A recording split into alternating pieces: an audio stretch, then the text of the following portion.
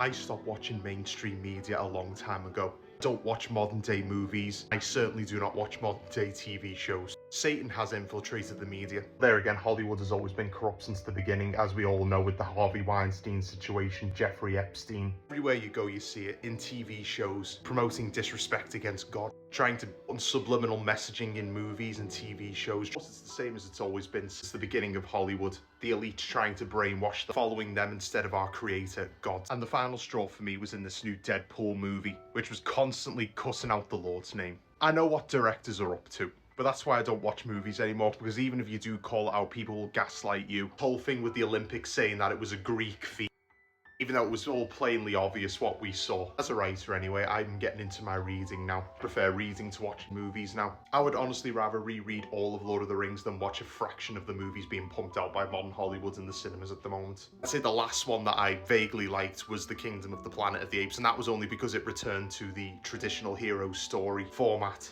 Even that wasn't enough for me to go and watch movies in the cinemas anymore.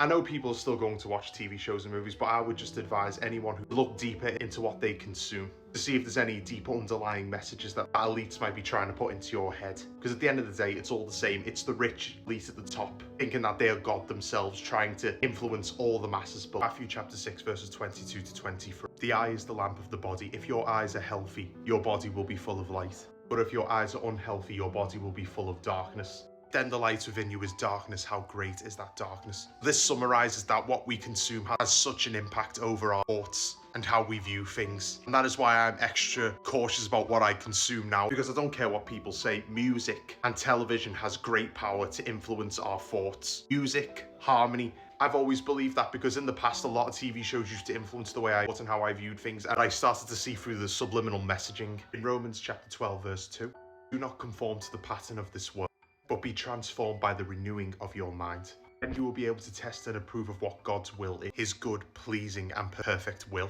And in chapter 2, verse 8, see to it that no one takes you captive through hollow and deceptive philosophy, which depends on human tradition and the elemental spiritual forces of the world, rather than Christ. I'm a firm believer in if something is too good to be true, it is. For example, 2 Corinthians chapter 11, verses 14 to 15. No wonder, for Satan himself masquerades as an angel of light. It's not surprising then his servants also masquerade, servants of righteousness. Their end will be what their actions deserve.